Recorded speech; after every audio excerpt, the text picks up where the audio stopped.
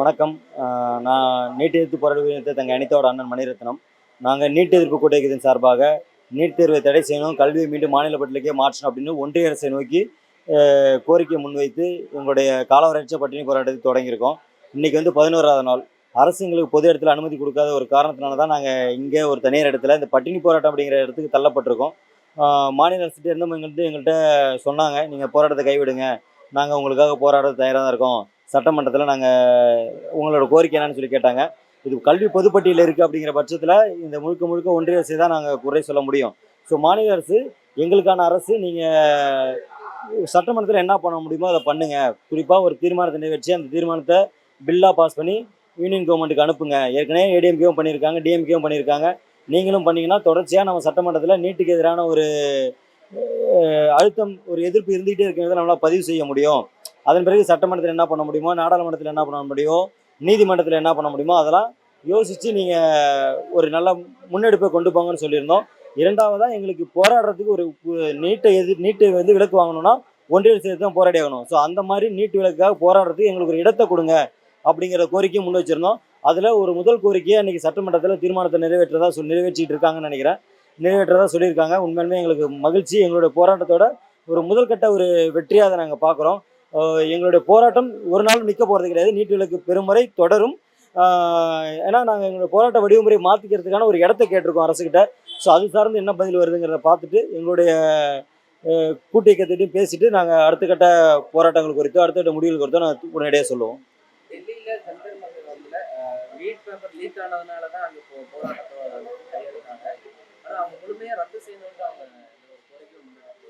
இல்லை, நம்ம அபிஜித் தீப்கேவை நீங்கள் சொன்னீங்க. அவர் என்ன இடத்துலையுமே ஃபேர் நீட்டுங்கிற வார்த்தையே சொல்ல கிடையாது. இங்கே நடந்த மோசடிகள், இதில் நடந்த பேப்பர் லீக்கு, அதனால் இத்தனை குழந்தைகள் இறந்துருக்காங்க.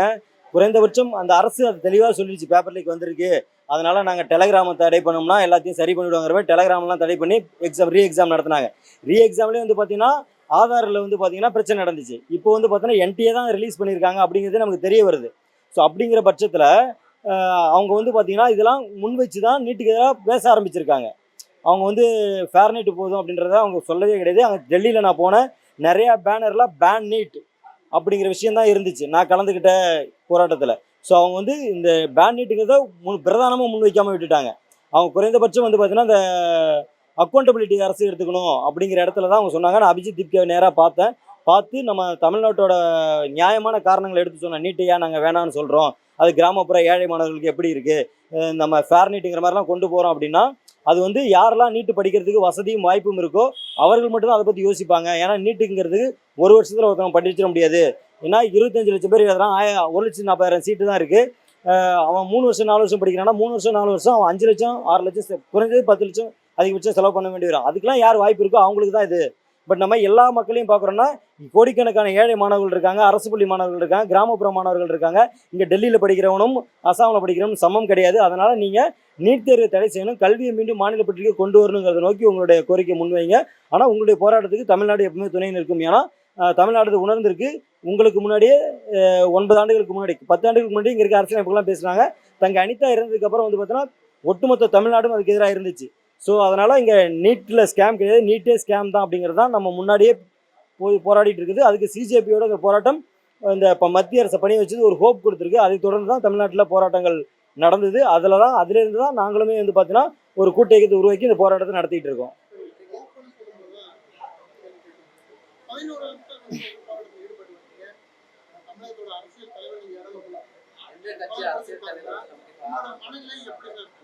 இல்லை, எனக்கு தெரியும். அதான் நம்ம பாலநிலத்தில் நடந்தப்ப அனைத்து கட்சிகளும் வந்து பண்ணாங்க. அந்த ஒரு எழுச்சி வந்து தொடர முடியாமல் அங்கே முடிக்கப்பட்டது ஒரு பெரும் சிக்கலாக நான் பார்க்குறேன். ஸோ அங்கே இருந்த நிறைய பேரோட ஏமாற்றங்கள் அதெல்லாம் வந்து பார்த்திங்கன்னா அந்த இடத்துல உருவானது தான் எங்கள் நீட் எதிர்ப்பு கூட்டு இயக்கம்.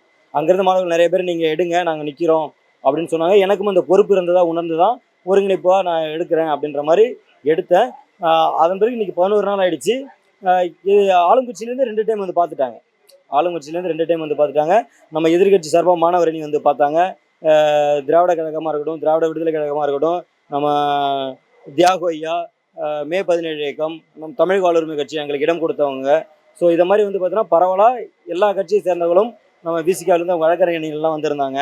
ஸோ இதை மாதிரி எல்லாருமே வந்து பார்த்தீங்கன்னா போராட்டத்துக்கு ஆதரவு கொடுத்துறாங்க. இன்னும் அந்த கட்சி தலைவர்கள் அப்படிங்கிற அடிப்படையில் பெரும்பாலும் நேராக வரல அப்படிங்கிறது எங்களுக்கு ஒரு சின்ன வருத்தம் தான். கண்டிப்பாக அவங்க இதுக்கு எதிராக யாருமே கிடையாது. ஆர்எஸ்எஸ் பிஜேபி தவிர யாரும் நீட்டுக்கு எதிரானவர்கள் கிடையாது.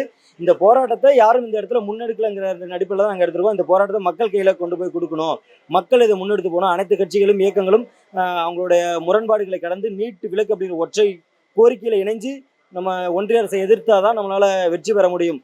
உதாரணத்துக்கு வந்து கர்நாடகாவில் காவிரி இஷ்யூக்கும் அவங்க எல்லாமே ஒருங்கிணைகிறாங்க. பிஜேபி காங்கிரஸ் எல்லாமே ஒருங்கிணைகிறாங்க. அதை நான் தவறாக சொல்ல வரல. ஸோ அதே மாதிரி நம்மளுடைய மாநில உரிமைக்காக, கல்வி உரிமைக்காக, நம்முடைய பொது சுகாதார கட்டமைப்பு சீர்குலைகிற ஒரு சூழல் இருக்குது. ஸோ இதெல்லாம் நம்ம காப்பாற்றணும் அப்படின்னா நம்ம அனைவரும் ஒற்றை புள்ளியை ஒருங்கிணைஞ்சு ஒரு மிகப்பெரிய ஒரு போராட்டத்தை முன்னெடுத்தால் மட்டும்தான் நம்மளால் ஜெயிக்க முடியும்.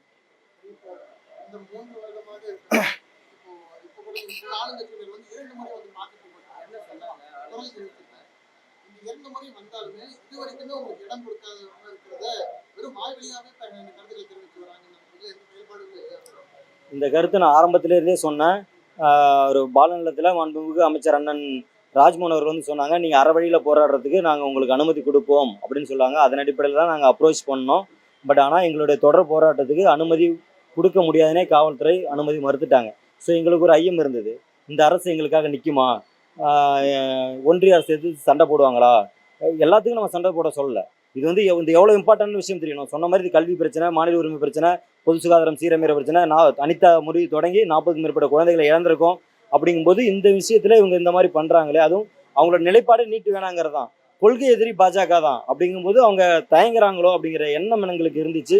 அதனால தான் அவங்க வந்து பேசும்போது சொன்னோம், நீங்கள் ஏன்னா உதாரணத்துக்கு தீகா வந்து அவங்க பரப்புரை பயணம் மேற்கொண்டாங்க. ஸோ அதுக்கே வந்து பார்த்தீங்கன்னா அனுமதி மறுத்தாங்கலாம். எனக்கு உண்மையாலுமே வருத்தத்துக்குரிய செய்தியாக இருந்துச்சு. அதுக்கு அதனால தான் எங்களுக்கு சரி வேறு வழியில் நம்ம போராட்டத்தை முன்னெடுத்துருவோம் அப்படின்றதான் முன்னெடுத்தோம். ஸோ அப்படி இருக்கிற சமயத்தில் அவங்க நேராக வந்து பேசும்போது நாங்கள் சொன்னோம், எங்களுக்கு உங்கள் மேலே ஒரு சிறு நம்பிக்கை வரணும், எங்கள் அரசு எங்களுக்காக நிற்கிது அப்படிங்கிற ஒரு எண்ணம் வரணும். அதனால் நீங்கள் சட்டமன்றத்தில் தீர்மானத்தை நிறைவேற்றி உங்கள் செயல் திட்டத்தில் செயலாக காட்டுங்க, நாங்கள் அது குறித்து பரிசீலிக்கிறோம். எங்களுடைய பட்டினி போராட்டத்தை அவங்க பட்டினி போராட்டத்தை முடிச்சுன்னு சொல்கிறாங்க. ஸோ நீங்கள் அதை செயலில் காட்டிங்கன்னா பட்டினி போராட்டத்தை முடிச்சுக்கிறோம், ஆனால் எங்களுக்கு போராடுறதுக்கு இடம் வேணும் அப்படின்றத நாங்கள் தெளிவாக சொல்லி வச்சுருக்கோம். இது தீர்மானம் நிறைவேற்றிட்டாங்க. அவங்க போராடுறதுக்கு இடம் கொடுத்தாங்கன்னா பட்டினி போராட்டத்தை முடிச்சுக்கிட்டு நாங்கள் அங்கே மூவ் ஆகிற மாதிரியான ஒரு இடத்துல தான் இருக்கோம். அது மட்டும் கிடையாது, மாண்புமிகு தமிழ்நாடு முதலமைச்சர் வந்து பார்த்தீங்கன்னா தங்க அனிதா இருந்தப்போ எங்கள் வீட்டுக்கு நேராக வந்து எங்களுக்கு ஆறுதல் சொன்னார். மிகப்பெரிய ஒரு ஆறுதல், அதுக்குரிய நினைவுகளும் அதுக்குரிய நன்றியோடையும் நானும் என் குடும்பத்தினரும் என்றைக்குமே இருக்கும்.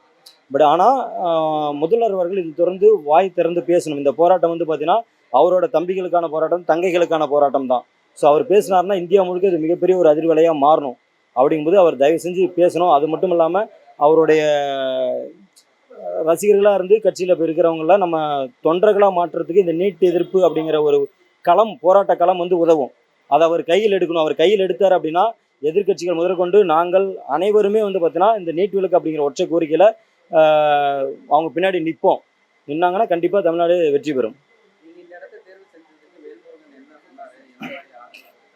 இல்லை, எங்களுக்கு வேறு வழியே கிடையாது. எல்லா இடத்துலையும் எங்கள் ட்ரை பண்ணி பார்த்தோம். எங்களுக்கு ப்ரைவேட்டாக ஒரு பிளேஸ் தான் வேணும் அப்படிங்கிற இடத்துக்கு நகர்ந்தோம்.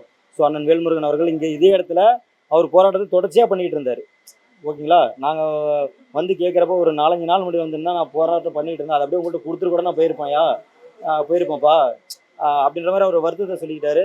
பட் நீங்கள் போராட்டத்துக்கு இடம் இல்லை அப்படிங்கிறதுனால கேட்குறீங்க, இடத்த நீங்கள் போராட்டம். ஆனால் அவருக்கு இந்த பட்டினி போராட்டங்கிறதுல உடன்பாடு இல்லைன்னு தான் அவர் சொன்னார்.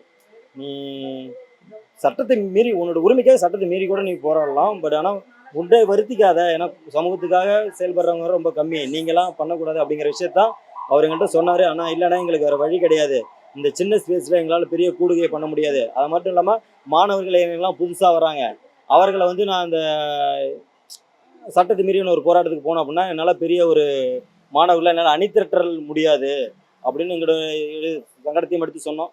சரிப்பா, நீங்கள் பயன்படுத்திக்கிங்க, எங்களால் உங்களுக்கு எந்த பிரச்சனையும் வருது, எனக்கு யாராவது பின்னாடி இருந்து அழுத்தம் கொடுத்தா அதை நான் பார்த்துக்கிறேன், உங்களை நீங்கள் எடுத்த அந்த முடிவுக்கு நீங்களாக முடிவு எடுக்கிற வரை நான் உங்களை எதுவுமே சொல்ல மாட்டேன் அப்படின்ட்டு முழு ஒத்துழைப்பு கொடுத்துருக்காங்க.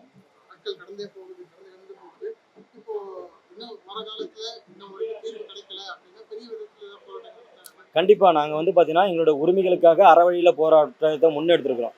பட் ஆனால் 3 தோழர்கள் வந்து பார்த்தீங்கன்னா உடல்நிலை ரொம்ப 11 நாளாக இருக்காங்க. ஸோ அவங்களோட உடல்நிலை கருத்தில் கொண்டு நிச்சயமாக எங்களோட நான் பேசி முடிவு பண்ணல, இன்றைக்கி தீர்மானம் நிறைவேற்றிருக்கேன். அது சார்ந்து எங்களுடைய குழுவில் தோழர்கள் என்ன கருத்து சொல்கிறாங்க அப்படிங்கிறதும் தெரியல. ஸோ அதையும் தாண்டி தொடர்ற மாதிரியெல்லாம் இருக்கிற சூழல் வந்துச்சு அப்படின்னா நாங்கள் வெறும் அமைதியான வழியில மட்டும் போராடிட்டு இருக்கிறது. ஏன்னா அவர்களோட உயிர்கள் எங்களுக்கு முக்கியம். அவர்கள் வந்து உறுதியாக இருக்காங்க. நாங்கள் எங்கள் முன்னாடி அவங்க சாப்பிடாம இருக்கும்போது எங்களுடையக்கு தான் பெரிய கஷ்டமாக இருக்குது. அவங்க அந்த எடுத்துக்கொண்ட அந்த முயற்சியில் உறுதியாக இருக்கிறாங்க அப்படிங்கிற பட்சத்தில் ஸோ அவர்களை நாங்கள் அவர்களுக்கான பாதுகாப்பு உறுதி பண்ணுறதுக்கு நாங்கள் கண்டிப்பாக அடுத்த கட்ட போராட்டத்தை முன்னெடுப்போம்.